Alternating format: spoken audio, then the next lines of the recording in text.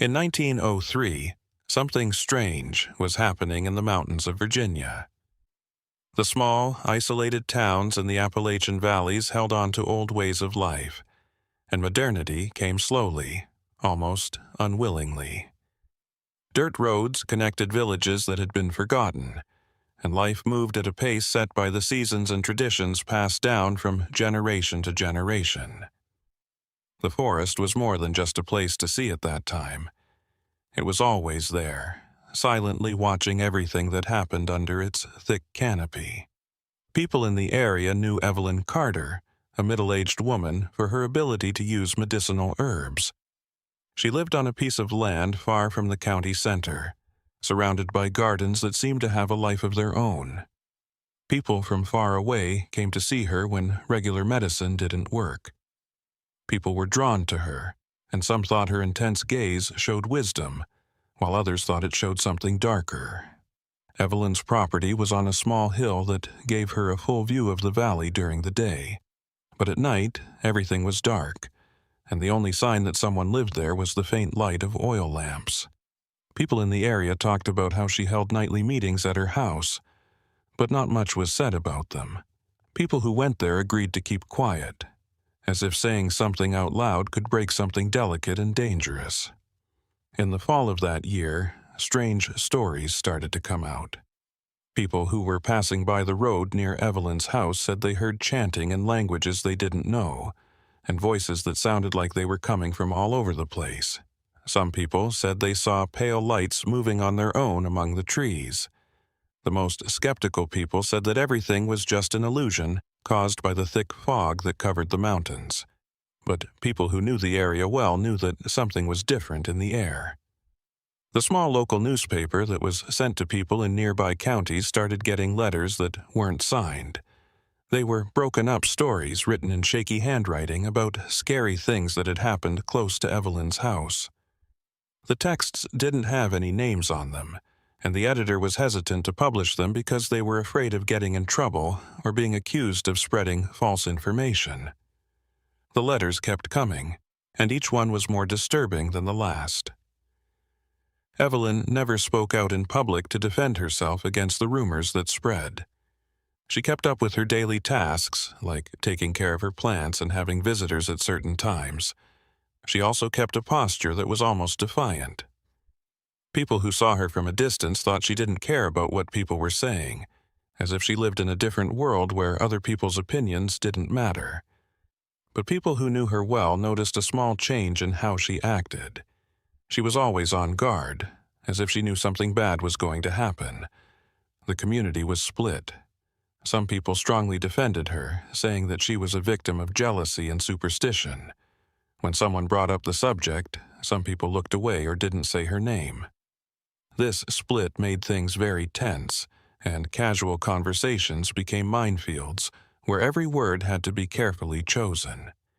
Sermons at the local church became more serious, with hidden warnings about spiritual dangers that could harm the community.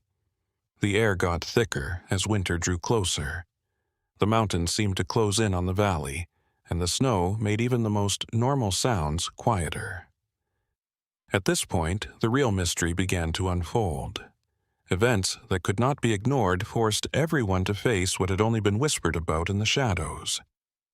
The winter of 1904 brought a cold that seemed to get into the bodies and spirits of the people who lived in the Appalachian valleys. The snow fell without making a sound, covering everything in a white blanket that made the world look like something out of a dream. The roads were blocked for weeks, making it even harder for the communities that were already far apart to get to each other. Secrets grew like poisonous plants in this isolation. Evelyn Carter's land had become a scary landmark in the area. People who had never been there before knew exactly where it was, as if the house had a magnetic pull on the minds of everyone. During the day, the property looked like any other old wooden building in the mountains. But things changed when night fell. The light coming from the windows was strange. It was a yellowish glow that pulsed in an odd way. During those cold months, stories spread about things found in the woods around the property. These things were small structures made of branches that were twisted together in ways that didn't seem natural. Some hunters found these buildings by accident and destroyed them right away, acting out of instinctive fear. Some people left them alone because they were afraid that messing with them could have unknown effects. A lot of people thought that those structures had a specific purpose, but no one could say what it was. Even in the middle of winter, people still came to see Evelyn. People had to walk a long way through deep snow to get to her door. Some people came looking for cures for their family's illnesses, while others came looking for something else, something they couldn't say out loud. People who came back from these visits didn't often talk about what they saw or did, but you could see a change in their eyes. They had a new, unsettling understanding of how things work. A blacksmith named Thomas Whitmore in the county became very vocal about his suspicions. He said that during his nightly walks, he saw strange things moving around Evelyn's property. People knew Thomas as a logical and practical person, which made what he said even more disturbing. He didn't talk about ghosts or superstitions. Instead, he talked about real things that didn't make sense. Some people agreed with what he said, while others said he was making people go crazy. The pastor of the local church, who was strict and preached about doing the right thing and being spiritually alert, started to make veiled references to Evelyn in his sermons. He never said her name, but everyone knew who he was talking about when he warned against people who wanted to know things they shouldn't. His words made the church feel tense, and the people there exchanged worried looks, each wondering what the others knew or were hiding. When personal items started to go missing from homes, things got really tense in the community. At first, it was small things that could have just been lost or forgotten. But it was troubling how often these people went missing, and a pattern started to form. All of the things that went missing had sentimental value for their owners, like old photos, inherited jewelry, and carefully kept letters. It was like someone was collecting bits and pieces of people's lives and putting them together for some unknown reason. Evelyn didn't say anything as the accusations kept coming. She didn't defend herself or attack the people who were criticizing her. It was almost more disturbing that she didn't care than if she had denied it strongly. She went on with her life as if nothing had happened. She kept up with her daily routines, took care of her gardens even in the snow, and welcomed those who needed her help. She acted defiantly, as if she knew something that others didn't. The nights got longer, and so did the stories. They told of strange sounds echoing through the valleys, shadows moving against the wind, and feelings of being watched even when they were alone. It was as if the forest around Evelyn's property had come to life, protecting old secrets that were about to come out.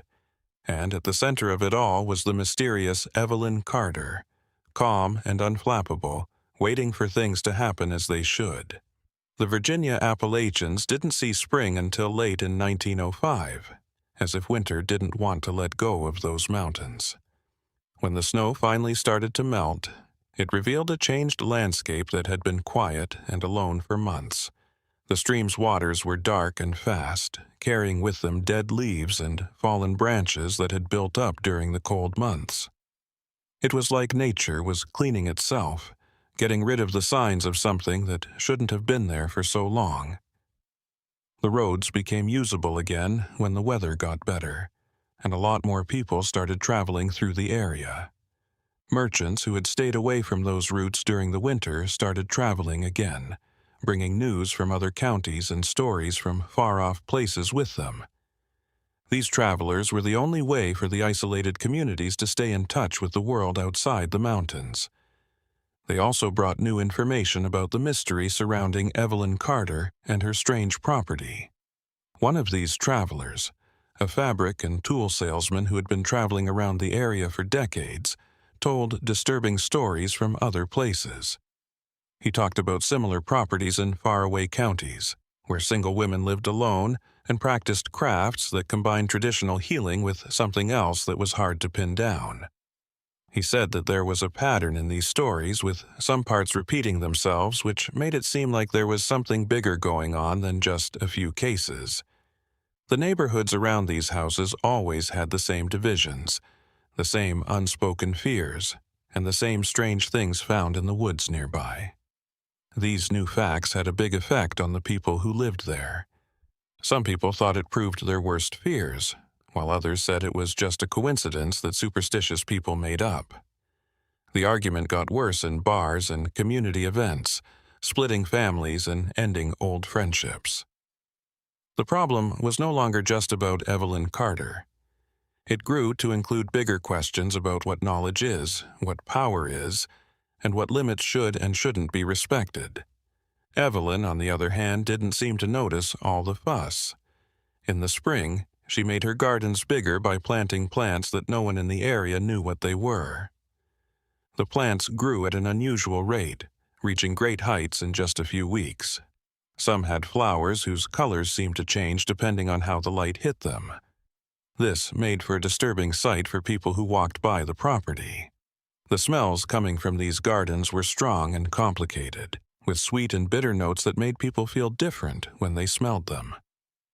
Changes were also made to Evelyn's house that were easy to see. New buildings were built around the main building. These were small, windowless buildings whose purposes were not clear. Some people thought they were places to store her plants and medicines. Some people thought of darker uses, like things that were said to happen there on nights when the moon wasn't out.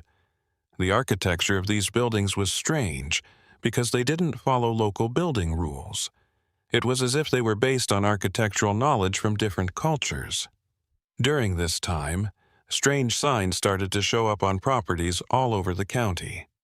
For example, symbols were carved into tree trunks, drawn with charcoal on barn walls, and scratched into garden soil. No one took credit for the markings, and where they came from was still a frustrating mystery. The symbols didn't look like any letters that the people who lived there knew, and they didn't look like the marks that hunters or surveyors usually use. There was a deliberate quality to how they did it, a precision that made it clear that they had a specific purpose and meaning in mind.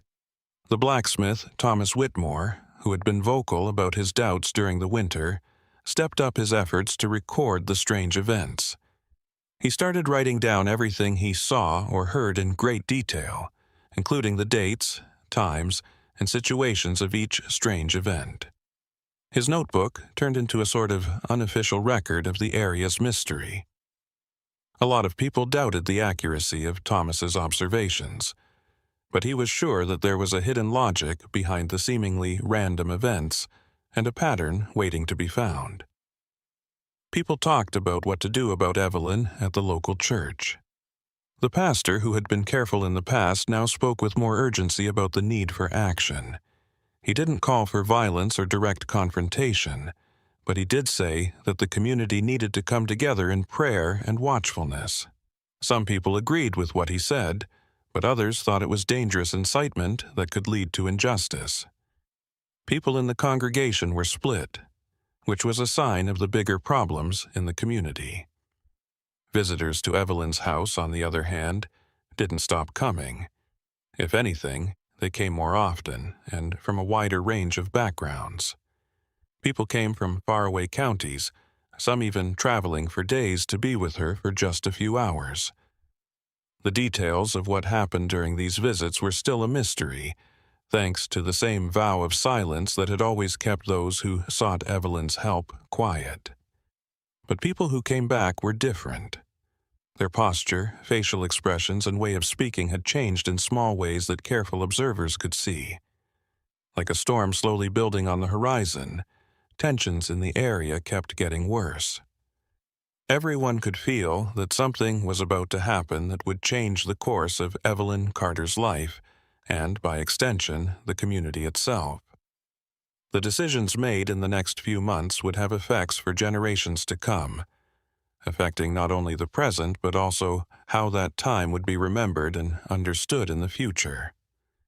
Evelyn kept working in the middle of it all, calm and mysterious, as if she already knew how it would all turn out. The heat of summer was so bad that it seemed to drain the energy from everything and everyone. The Appalachian Mountains, which are usually cooled by breezes from the heights, were stifled by a thick, still air. Plants died in the fields, streams shrank to silver threads that snaked between rocks, and people moved slowly like they were walking through thick water. It was like nature was holding its breath, waiting for something that couldn't be named. Evelyn Carter's property looked very different from the rest of the area at that time. While the gardens around her shriveled up in the heat, hers grew with unnatural strength. The plants she grew seemed to be able to handle drought. Their leaves stayed a deep, bright green that caught the eye of anyone who drove by on the road nearby. People noticed this strange event, which only added to the rumors about how she did her job. It was during these warm months that a woman named Margaret Holloway came to the area. She came from somewhere in the east with just a small suitcase and a calm sense of purpose. Margaret rented a room in a small boarding house in the middle of the county. From the first day, she made it clear that she wanted to meet Evelyn Carter. People were immediately interested in her because it was unusual for a woman to travel alone, especially one who was so independent and determined. People in the area were not like Margaret. Everything about her, from the way she dressed to the way she talked, made it clear that she came from a city and had a formal education. She asked direct questions about Evelyn without the shame or hesitation that the locals showed when the subject came up. She didn't show fear or respect. Instead, she was just intellectually curious, which made a lot of people uncomfortable. Some people thought she was some kind of investigator, while others thought she might be a distant relative of Evelyn's who had come to talk to her about a family issue that hadn't been resolved. Margaret stayed at Evelyn's house for hours when she finally went there. The closest neighbors, who were used to seeing people come and go, noticed that this visit was different. There was none of the sneaky quality that most meetings had. People saw the two women talking in the front yard. Their voices sometimes got louder as they talked, but it was hard to tell what they were saying from a distance. That conversation had an intellectual quality to it that was rare on that property. After that first meeting, Margaret came back to visit often. She and Evelyn spent a lot of time together, sometimes walking through the woods around the house and other times working in the gardens or staying inside the main house. This new situation changed the balance of power in the area. In a small way, Evelyn had always worked alone, but now she had a clear ally who wasn't hiding behind nighttime visits or public denials. It was a clear challenge to the social norms that had kept Evelyn's actions in a gray area of unwilling acceptance. Thomas Whitmore paid more attention to what he saw. He had written down page after page of notes in his notebook about Margaret's movements, how she interacted with Evelyn, and the changes he noticed on the property since she got there. He was sure that Margaret was an escalation, a new chapter in the mystery that could bring to light truths that had been hidden for a long time. His ideas got more complicated, tying together events that didn't seem to have anything to do with each other into a story that few people could fully understand. The pastor of the church took advantage of the chance to repeat his warnings about being spiritually alert in his sermons. He talked about outside forces that ruined established communities and knowledge that seemed useful, but was really dangerous. His metaphors were too clear to be missed. The people in the church listened, some with looks of strong approval and others with clear discomfort. The church, which should have been a place where everyone came together, had become a place where the community's problems were made worse and more visible. Margaret went about her business as if she didn't care or know how people were reacting. She spent the mornings exploring the area, talking to people who lived there and asking them about the county's history, old families, and local customs and beliefs. People found themselves sharing things they would normally keep to themselves because her conversations were polite but persistent. There was something about the way she acted that broke down people's defenses. She was genuinely interested and didn't judge, which made people feel safe. In the afternoons, Margaret took care of Evelyn's property. You could see the two women working together in the gardens, their heads bent over certain plants as they talked about their properties and uses in low but lively voices. Sometimes, laughter would come out of the space. This was such an unusual sound for that property that people would stop and look in surprise. It was like Margaret had brought back a lightness that had been missing from Evelyn's life for a long time, a chance for normalcy that went against the sad story that had been built around her. But not everything was bright. There were still lights dancing in the windows of Evelyn's house at night, but now there were two shadows instead of one. The chants that sometimes echoed through the valleys became more complex, with harmonies that made it sound like the singers had practiced together. The weird things in the woods grew in number and became more complicated in how they were built and arranged. It was like Margaret's arrival had set free something that had been held back, making things that were already scary even worse. The summer dragged on, hot and oppressive, and the feeling that big things were about to happen grew stronger. People in the community watched as Margaret and Evelyn continued their strange work, torn between being interested and scared. Some people started to wonder if Margaret's arrival was just a coincidence or part of a bigger plan, like a piece in a game whose rules only the two women knew. In the fall of 1906, the mountains were painted with shades of amber and crimson, making the landscape look like a patchwork of colors that stood out sharply from the tense mood in the county. Leaves fell in quiet streams, making the paths look like they were covered in fresh carpets that travelers' feet crackled on. The air had that clear quality that is common in this time of year, where sounds traveled far and each breath smelled like wood and wet earth. Margaret Holloway had become a permanent part of the area, and her presence no longer caused the same initial stir. The community had learned to accept the routine that she and Evelyn had come up with, but they weren't completely happy with it. People often saw the two women together, walking along forest trails, going to the small county market, and even taking part in community events in a way that surprised everyone. It was as if they were trying to make their relationship seem normal, making the community accept them as a normal part of life there. Something interesting started to happen during this time. Some women from the area, especially younger and more independent ones, started to visit Evelyn's property during the day without the secrecy that had always been part of these visits. They went in small groups, talked to Evelyn and Margaret for hours, and came back with thoughtful looks on their faces and slightly different body language. These meetings didn't seem to be against the rules, but they did change the way people interacted with each other in a small way. These women started asking questions that they hadn't asked before. They questioned traditions they had always followed without thinking, challenged expectations that seemed impossible to change, and shared goals they had kept secret until then. It wasn't a revolution. It was more like a slow awakening that opened up new possibilities that upset people who wanted things to stay the same. The husbands, fathers, and brothers of these women grew more and more uncomfortable as they watched. They didn't know how to deal with changes that were too small to confront directly, but too big to ignore. Thomas Whitmore saw this pattern starting to form in his careful observations. His notebook now had not only notes about strange things that happened, but also his thoughts on how society was changing. He tried to make sense of everything by finding the thread that connected the strange things happening in the forest to the small changes in how people felt. He thought that everything was connected, and that there was a bigger force coming from Evelyn Carter's property. The pastor of the church responded to these changes by giving more and more passionate sermons.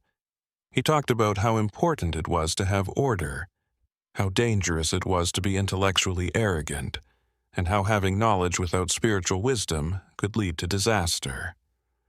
A lot of the people in the congregation agreed with what he said, but some others thought he was trying to keep control through fear.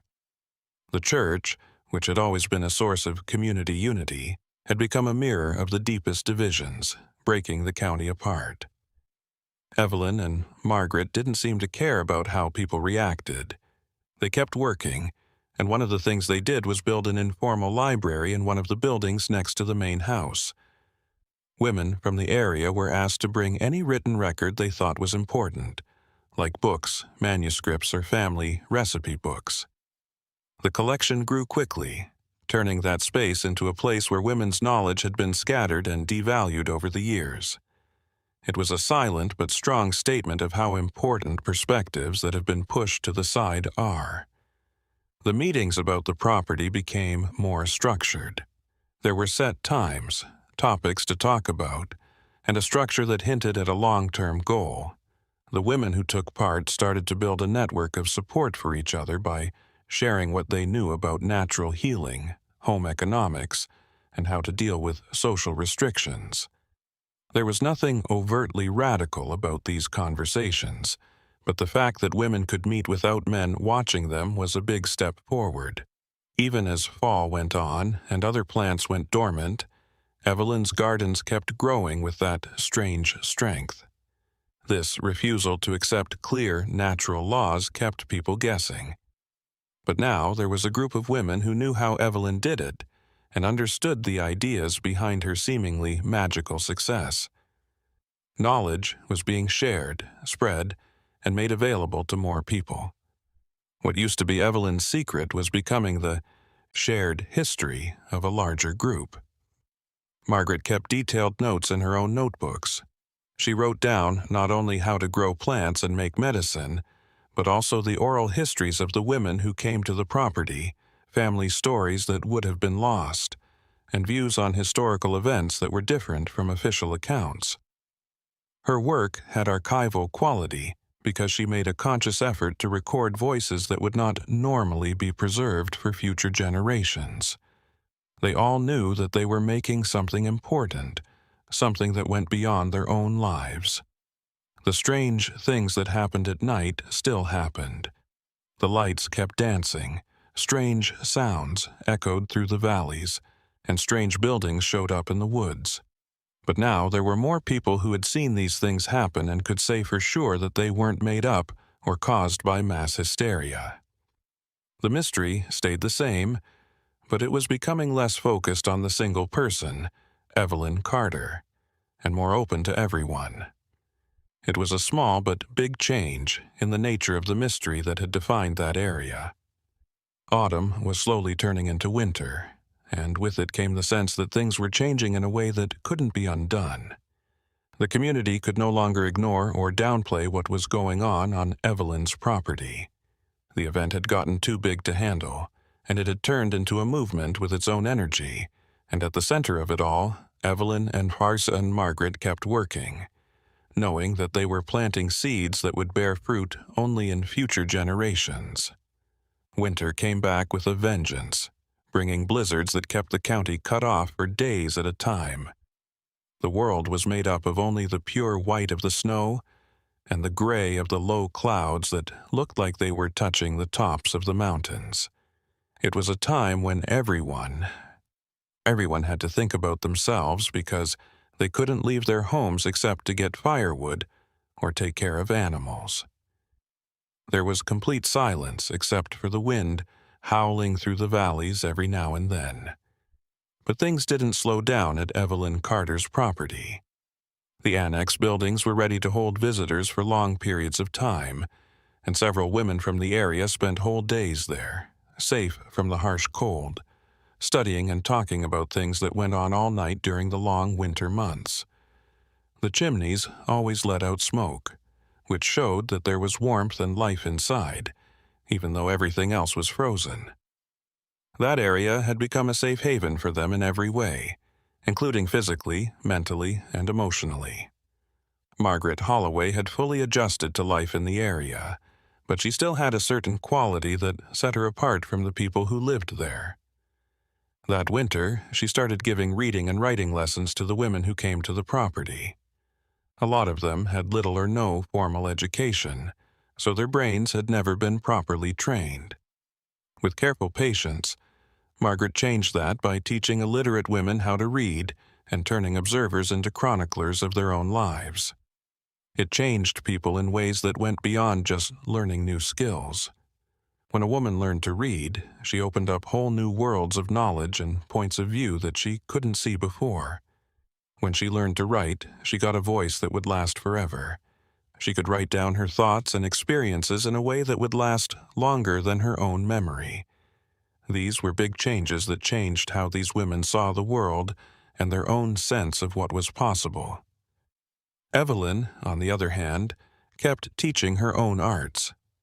She passed on what she knew about plants from one generation to the next, but she also constantly tried new things, crossed different types of plants, and kept track of the results with a level of accuracy that was as good as any formal scientific method.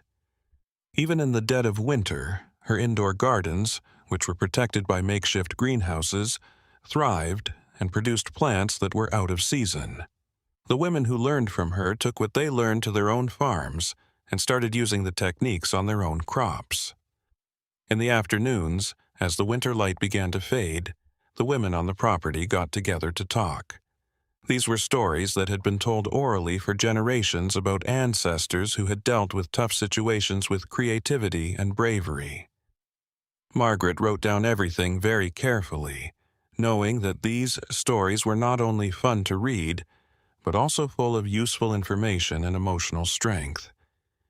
Each story showed how to stay alive, how to resist in small ways, and how to keep your dignity in situations where it was impossible.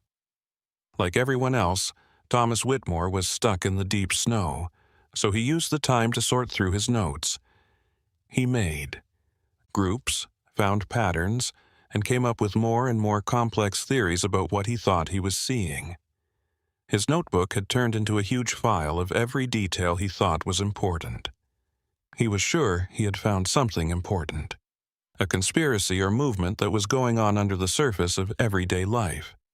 But his conclusion said more about his own fears and biases than about the truth he was trying to record. The pastor used Sundays, when everyone in the community went to church no matter what the weather was like, to make his warning messages stronger. He talked about wolves in sheep's clothing, knowledge that seemed good but had the potential to destroy, and how important it is to protect old traditions from dangerous new ideas. He knew exactly how to hit the right notes to make his congregation feel deeply afraid, and he knew exactly how to make them feel deeply afraid. The church had turned into a battleground for the minds of the community, with biblical metaphors and appeals to divine authority being used to fight for the soul of the community. But not everyone in the church was open to these messages. A growing number of women who had been to meetings at Evelyn's property started to doubt the pastor's interpretations. They didn't openly question him, which would have been wrong, but their faces during the sermons showed that they were becoming more skeptical. Some people started to skip services, saying they were sick or having trouble with the snow, even though everyone knew they could get to Evelyn's property through worse blizzards. This quiet abandonment was a strong way to fight back in and of itself. That winter, something amazing happened on the land. The women who met there started writing a group manuscript, which was a collection of all the knowledge they had gained from months of studying and talking to each other. The document had information on farming techniques, medicinal recipes, and ways to save money around the house. It also had thoughts on philosophy, observations on human nature, and analyses of social structures. It was a big project to try to make a permanent record of women's wisdom that had been lost or ignored as unimportant in the past. Margaret made sure that the manuscript was organized so that different voices were heard and the variety of viewpoints was kept. She insisted that each contributor sign their sections, an acknowledgement of authorship that was rare for women of that time and region. For many of these women, signing their names on a formal document and claiming ownership of their words and ideas was a life-changing experience. For the first time, they saw that their thoughts were worth keeping and studying. Evelyn wrote about her gardening methods and also about the philosophical relationship between people and nature, as well as the cycles of growth and dormancy that affect both plants and social movements. People in the community had only thought of her as a practitioner of obscure arts, but her words showed that she was much smarter than they thought. The manuscript showed that she was a smart person who had built up complex systems of knowledge over many years of careful observation and experimentation. The strange things that happened at night still happened, but people were starting to understand what they were. The dancing lights were tests of different kinds of lights, trying to make light sources that used fewer resources and worked better. The echoing sounds were musical exercises that explored vocal harmonies based on old traditions but were being changed and added to. The buildings in the woods were markers and guides for people who needed to get through the deep snow to get to the property. The mystery was becoming less mysterious, but this didn't make it less important. It just changed its nature. As winter went on, it became clear that something big had changed in the county. The women who came to the meetings at Evelyn's house were not the same as they had been months before. They had found skills they didn't know they had, learned to trust their own judgment, and built support networks that went beyond traditional family structures. These changes couldn't be undone, and their effects would last long after that winter. Evelyn Carter's home had become more than just a place to live. It was now a learning center, a place to try new things, and a safe haven for people who wanted something different from what traditional society offered. And even though the snow kept falling and covering everything in a white blanket, people inside those heated buildings were imagining and building a different future. Word by word, skill by skill, and connection by connection. The spring of 1907 came across the mountains with surprising strength, as if nature itself were celebrating some secret awakening. The valleys were covered in wildflowers that changed colors every week, making the landscape look like a living, changing tapestry. As the snow melted, streams flowed quickly, and their clear waters reflected the bright blue sky that had finally chased away the heavy winter clouds. The air smelled like new beginnings, like the smell of wet earth and new growth that promised endless possibilities. The gardens on Evelyn Carter's property came to life in a way that was even more amazing than in past years. Plants that had been grown in makeshift greenhouses over the winter were moved to flower beds outside, where they quickly settled in.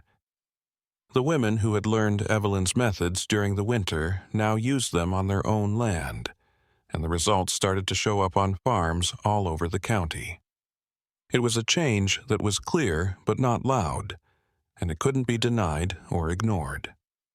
That spring, Margaret Holloway worked hard to move her classes outside of Evelyn's estate.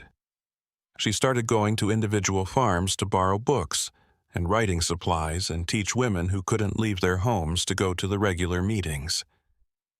The men in the families had different reactions to her being on these estates. Some people were polite but cautious when they met her, knowing that education is important even if they didn't trust her motives. Some people were openly hostile because they saw her power as a threat to the way things were done in their homes. The group manuscript that had been started in the winter was finished during this time. There were dozens of pages in the document, and each one was filled with careful writing and detailed drawings.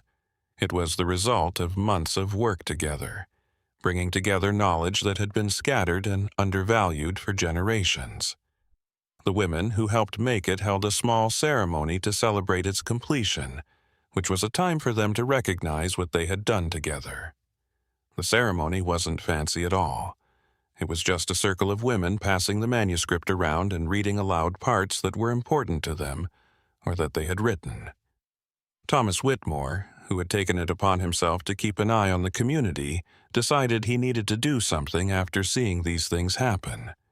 He thought that the notebooks he kept of his observations showed a dangerous pattern that was threatening the county's social fabric. He started telling other men in the community about what he had found. He set up informal meetings where he talked about his ideas and why he thought they needed to be acted on. People who were worried about the changes they saw in their wives, daughters, and sisters were open to what he had to say. The pastor of the church quietly sided with Thomas, but he publicly distanced himself from his more extreme actions.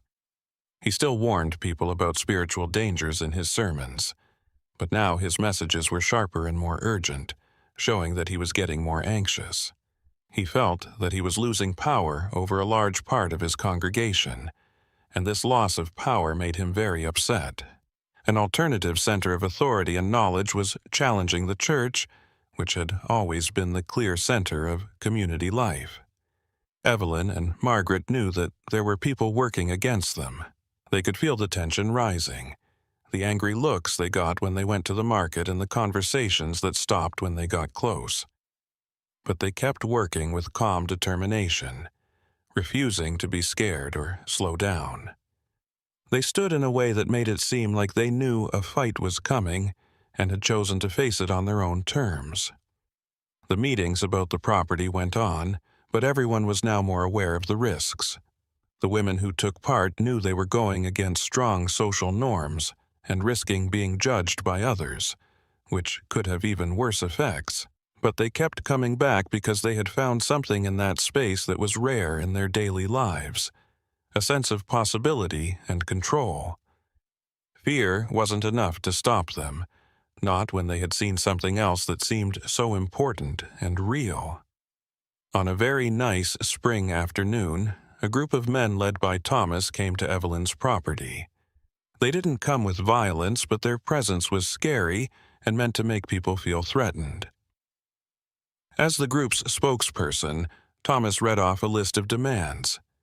These included ending the meetings, kicking Margaret out of the county, and getting Evelyn to publicly promise to only do traditional and accepted medical practices. His voice was strong, but there was a tremor in it that showed he was nervous about what they were doing. Evelyn listened without saying anything, and her face showed no emotion.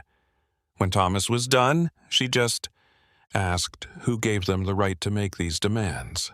The question was simple, but it got to the heart of the matter. They didn't have any legal power or official orders. They just believed that the old order should be kept. The silence that followed was uncomfortable. The only sounds were birds singing and the wind whispering through the trees. Finally, the men left without waiting for an answer they knew wouldn't come. But the threat that came with their visit was still very real. Margaret said that maybe it was time to think about strategic moderation, which is a short-term cutback in activities until things calm down. Evelyn, on the other hand, refused, saying that giving in to threats would only make the demands worse. The two women talked about the issue for a long time, weighing risks against principles and safety against honesty. In the end, they decided to keep going, but they would be more ready for any future fights that might happen. They started to keep better records of everything, making sure that they could use them as evidence in court if they needed to. There was a lot of tension in the weeks that followed. There were divisions in the community that could no longer be ignored or denied. Disagreements over what to do on Evelyn's property broke up families, tested old friendships, and changed alliances. The county had always looked like it was united, even though there were differences between its members. Now, though, it was clear that there were divisions. It was a time when people had to make choices. Neutrality was no longer an option, and everyone had to choose where they stood. Spring was slowly turning into summer, and with it came the feeling that something had to be done. People thought that when the two opposing forces finally met, the impact would change the county's future in ways that no one could fully predict. Evelyn Carter was at the center of it all, calm but alert. She kept working, refusing to be moved, ready to face whatever came with the same quiet determination that had always defined her life in those mountains. The heat of summer seemed to make the temperature rise and the feelings that were already there in the county even stronger. The days were long and bright, and the sun stayed in the sky late into the night, as if it didn't want the darkness to cover what was happening. The ground was dry and cracked from weeks without much rain, and the air was heavy with anticipation, making every breath feel heavy. Evelyn Carter's property drew more attention than ever before during that time. The women who came to her meetings had started to use what they learned in ways that were more obvious and had a bigger effect. Gardens that used to only produce small amounts of food now produced a lot, enough to feed whole families and even sell extra food. People who saw this new wealth didn't miss it, and it made a complicated mix of jealousy, admiration, and anger among them. Margaret Holloway took her educational work even further by setting up regular schedules at different properties around the county. She brought with her not only books and writing supplies, but also the final version of the group manuscript from the spring, which she used as a text to study and get ideas from.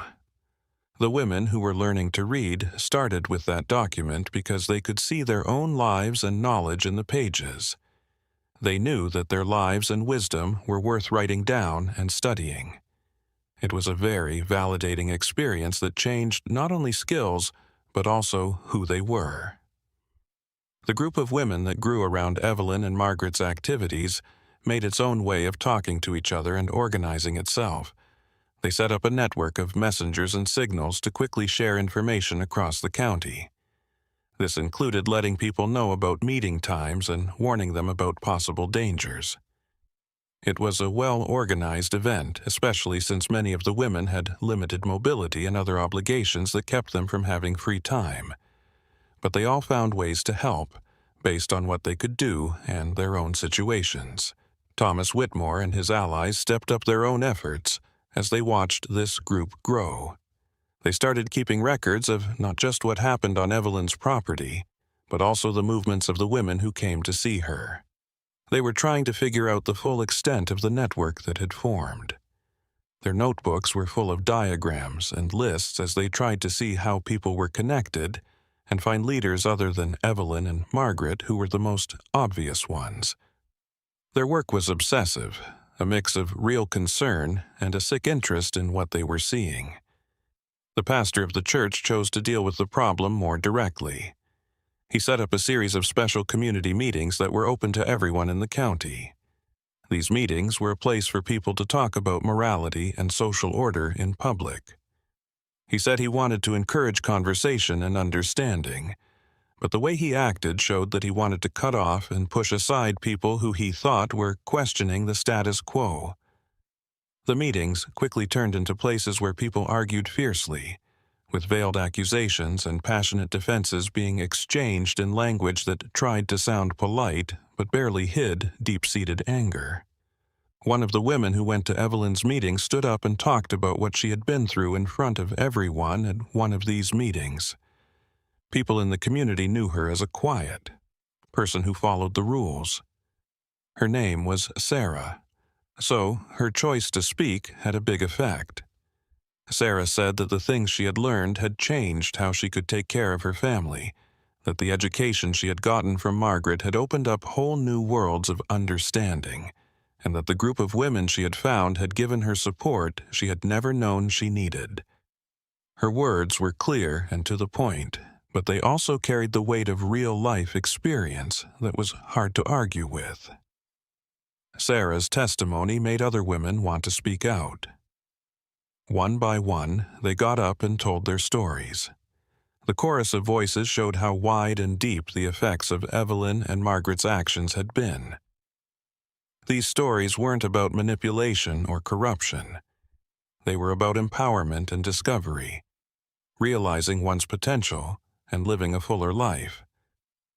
The men who were there listened with looks that ranged from real surprise to clear discomfort as they heard things about their own wives and daughters that they may never have fully thought about before. But not everyone was sure.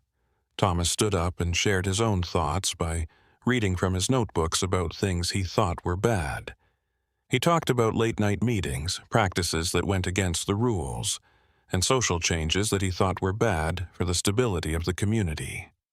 He chose his words carefully to scare people, and they worked on some people, especially those who were afraid of the changes they saw in their own families. The meeting didn't end with a clear solution, but it did show how deep the divisions were that were tearing the county apart.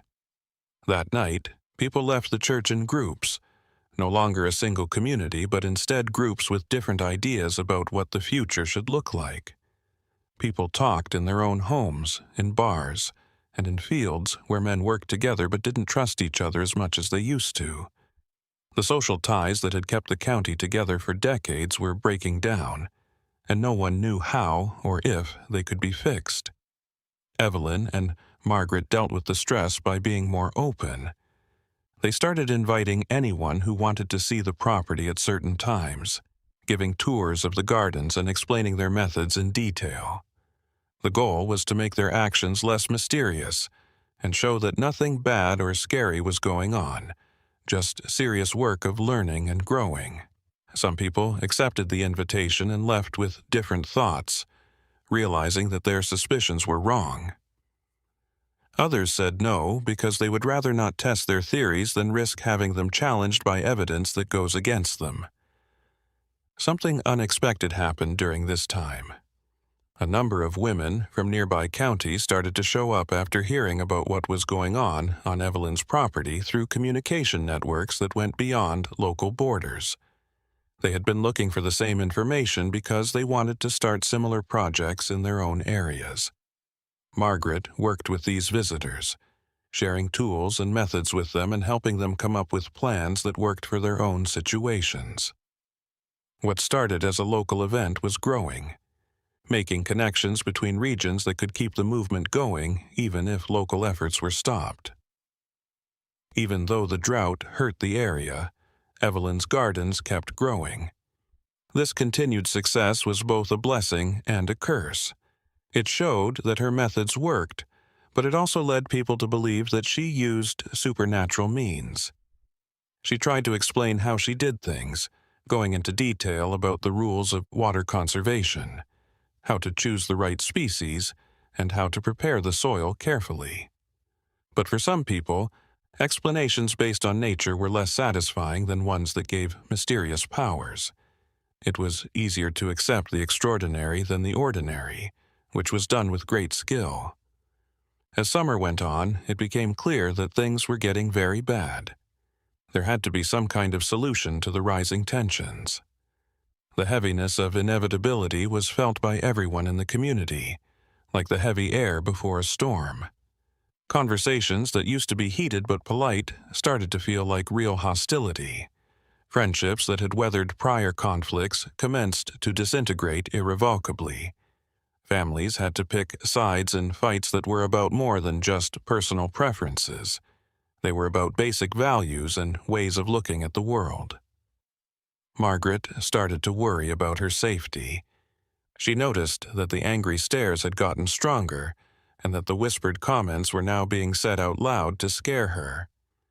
Evelyn took these worries seriously, but she still refused to let fear control her.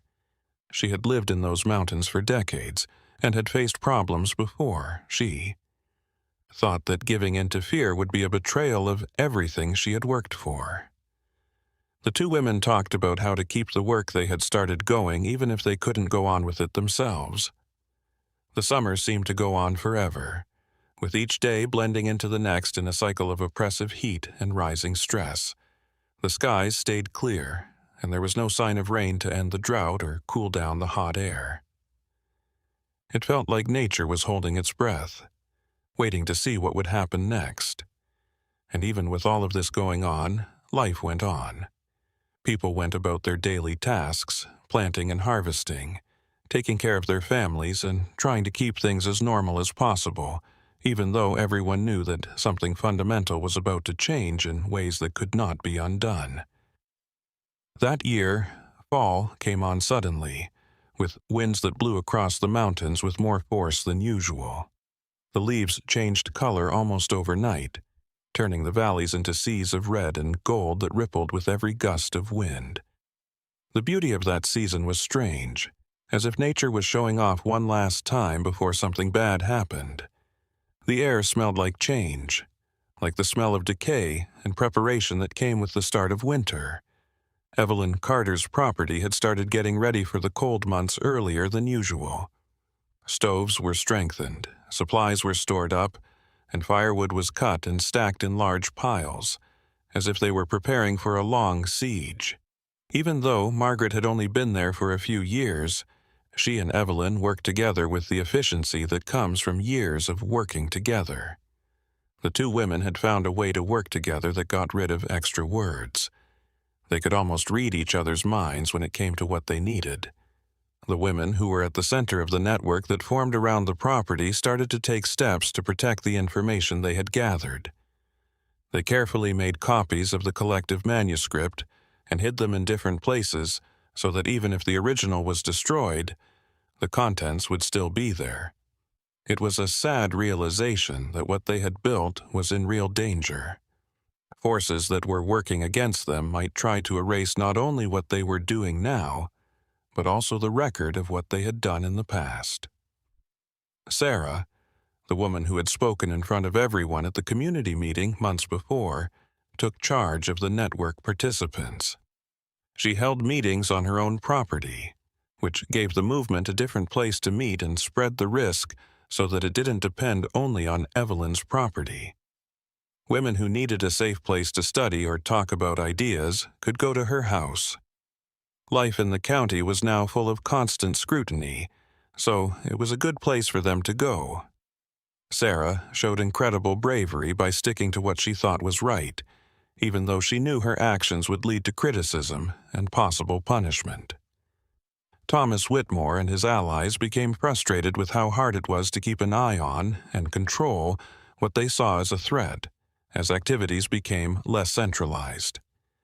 Their efforts to watch over people had become more complicated, but also more desperate, showing that they were fighting something that had grown too big for them to handle. They held more and more meetings, and the talks got more heated, but they didn't have a clear plan other than vague calls to restore the old order.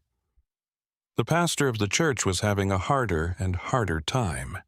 He had put his moral authority on the line in the fight against Evelyn and her actions, but the results were not what he had hoped for.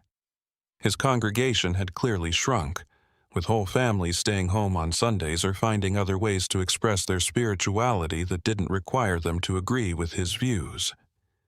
He never thought the church would have to compete for importance and power in the community in ways that it never had before. That fall, a number of things happened that tested the community's strength in ways they didn't expect. A bad respiratory illness started to spread through the county, hitting people with weaker immune systems the hardest. The region's conventional medicine didn't have many resources to treat the illness, and many families were desperate for any kind of relief. In this setting, the information that the Women's Network shared and learned was clearly useful. Evelyn and the women who learned her methods made medicines that helped sick people a lot. They went to homes all over the county, bringing not only medicine but also information about how to take care of people and keep them from getting sick. Their work never stopped because they felt a sense of duty that went beyond the political and social divisions that had torn the community apart. Even families who had publicly criticized their actions had to accept their help when members got sick, which caused cognitive dissonance for those who had demonized these women just weeks before. The health crisis made a lot of people in the county rethink their positions. It was hard to stay angry at people who had saved the lives of loved ones with their knowledge and kindness. Simple stories about bad influences and shady practices fell apart when there was clear proof of real benefits. Not everyone changed their minds. Some still had doubts even after getting help. But the clear-cut truths that had defined the conflict started to fade away, making room for more complicated uncertainties. During this time, Margaret carefully wrote down the treatments she gave and how they worked. She understood that they were making a record that could be useful not just to the people in their area, but also to the medical field as a whole. Her training and point of view helped her put Evelyn's practical knowledge into contexts that could be explained and confirmed in more formal ways. It was a translation between different ways of knowing, bringing together old wisdom and systematic inquiry. The nights got longer, and with them came deeper thoughts about what had happened during those crazy years. People in the county talked around campfires about hard questions like, how should the community balance tradition and change? What was the right balance between authority and personal freedom? How could different types of knowledge be appreciated and brought together? These questions were not vague. They were very important and had real effects on how people lived their lives. Evelyn thought about the journey they had taken together during rare times when she and Margaret talked to each other. She was surprised by how much they had accomplished and said that she would never have been able to have such an impact on her own. Margaret's arrival had set off changes that were already happening but needed outside energy to happen. The two women knew that they were, in many ways, tools of bigger forces, responding to needs and opportunities that were not dependent on what they did. The group of women kept getting bigger, and now women from several counties were joining. People wrote letters to each other often, sharing their successes and problems, and giving each other support across distances that would have otherwise made them feel alone. People were beginning to talk about a movement, but no one used that word. It was less structured and more natural than organized movements, but it had just as much of an effect and potential to change things for good. When Thomas Whitmore saw that what he was trying to fight was getting stronger and spreading, he started to doubt his own efforts. His notebooks, which used to show that he was sure of himself and had a purpose, now looked like a record of an unproductive obsession. He saw how the community had changed and realized that many of these changes had made people's lives better in an objective way. Things that didn't fit into his simple categories of right and wrong were making him less sure of his morals. The pastor was in a similar situation. He had gained power by making certain claims about morality and divine order, but these claims were being challenged by facts he couldn't ignore. Women whose lives had changed for the better didn't seem to be on the road to hell. The information he had called dangerous was saving lives. He had a hard time dealing with the psychological stress that came from the fact that his beliefs didn't match up with what he could see. As fall turned into winter, the mood in the county changed from one of impending conflict to one of exhaustion. People were sick of fighting and always being on edge. People wanted to find a way to live together even when they couldn't agree on everything. It wasn't peace in the sense of perfect harmony. It was more like a practical understanding that destroying each other was bad for everyone. Evelyn Carter's property was still the same as it always had been, a place of activity and meaning that went beyond its simple physical appearance. The buildings that she and Margaret had built over the years were more than just buildings. They were places where different rules could be tried out and possibilities could be explored. As winter came around again, bringing with it the familiar chill and the need to turn inward, there was a sense that something important had been set in stone, something that would last beyond individuals and through generations. The women who went on this trip were changed in ways that could not be undone. They had learned new skills, made new friends, and gained new perspectives that changed the way. They saw themselves and the world around them forever. People who came after them would hear about these changes through words and actions. This would create a legacy that would last long after those years in the Virginia mountains. And in this determination to not be forgotten or erased, they had won the true victory of what they had built together. Winter once more wrapped the Appalachian Mountains in its silent cloak, bringing with it a stillness that had never been seen before. The snow fell softly, covering everything in layers that made the landscape look like a blank canvas. It was as if nature was giving us a chance to start over. The cold was very strong, but it wasn't mean. It made people think and gave them the peace and quiet they needed after so much change and movement. Life went on, as usual, on Evelyn Carter's property. The greenhouses kept their indoor gardens growing even when the outside world was sleeping. This was a constant reminder that life and growth could continue even in the worst conditions. Margaret and Evelyn worked together, and their routines were so intertwined that they seemed like natural parts of each other. There was peace in that space and a sense of purpose fulfilled, even though they knew the work would never be done. The women in the area had figured out how to deal with the changes in their lives.